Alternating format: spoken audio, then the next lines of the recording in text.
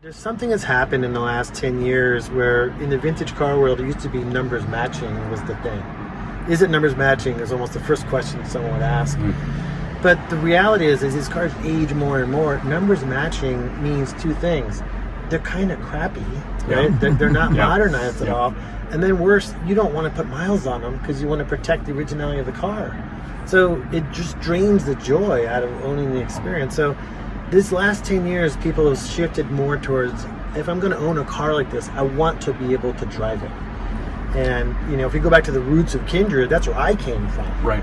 Restoring my own cars and realizing that it's really hard to do. And when I was done, I was kind of disappointed. I wish I could do it over again. That was the genesis of this for you?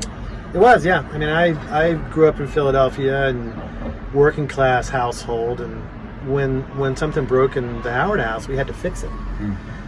So I learned just enough about cars from my dad, about replacing the starter motor and fixing the rust on the station wagon and things like that the mystery around cars was gone for me. I was not afraid to work on cars.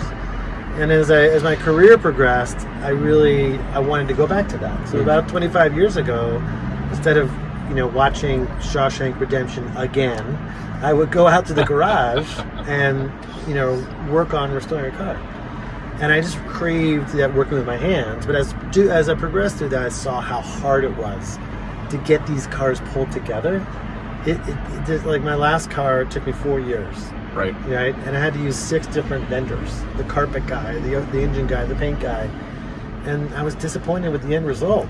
So I knew that Kindred, if we put all that under one roof, the paint, the body, the upholstery, all of it, and control the quality, control the timeline, and then we standardized the rebuild process. So every car came out the same.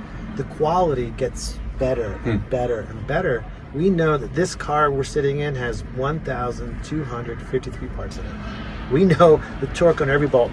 We know what to do, what not to do, and the car has become, this is the highest quality Bronco available in the world because of that, because we've standardized that. So anyway, that's kind of the basics of the company and a little bit of the history, but it really revolves around making sure that you're unfettered in your desire to get in the car and drive it.